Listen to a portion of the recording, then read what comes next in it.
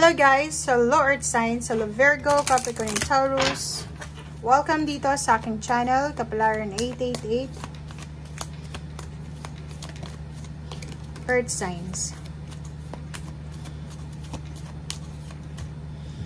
Tingnan natin.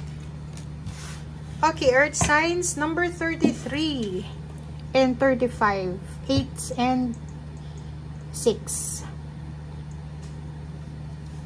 So, Earth Signs, ang araw na ito, sinasabi na ano man itong mga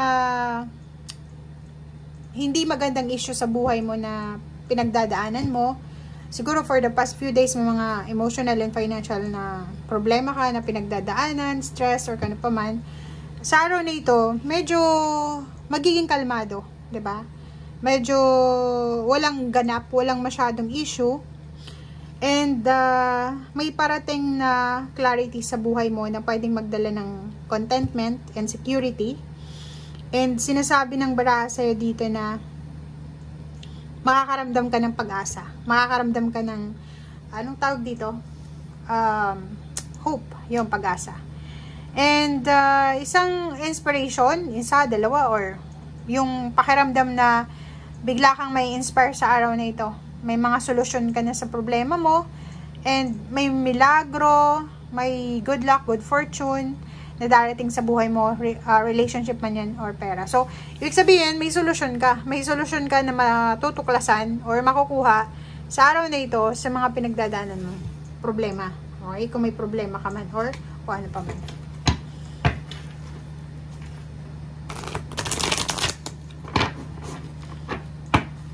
Halimbawa, may pinagdadaan kang madilim na pangyayari sa buhay mo na hindi mo makita yung solusyon, answers. Pwedeng sa araw na ito, medyo may mababanaan ka na konti na liwanag. May sagot. Mapapasayo yung susi ng kasagutan, 'di ba? Nasa tamang direksyon ka, nasa tamang lugar, nasa tamang mindset sa araw na ito.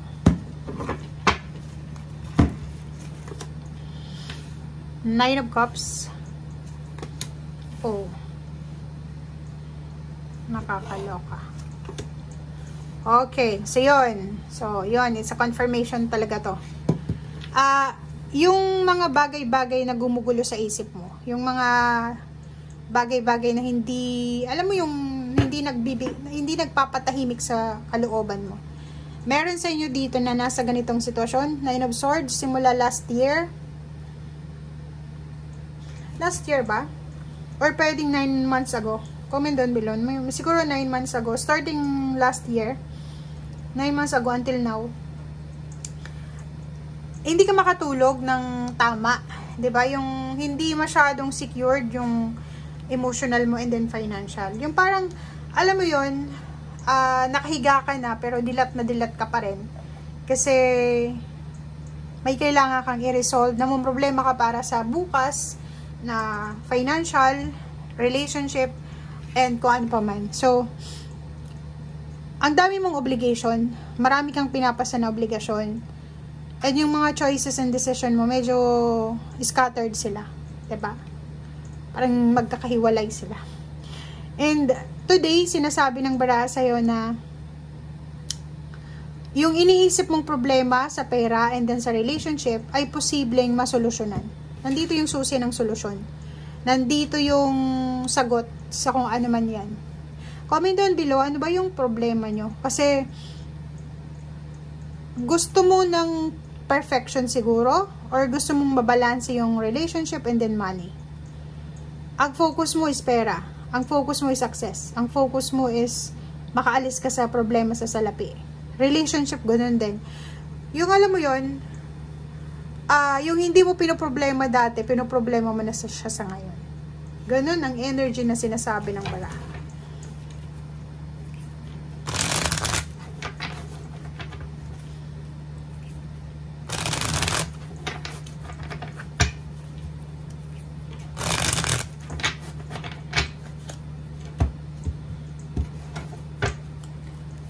Okay.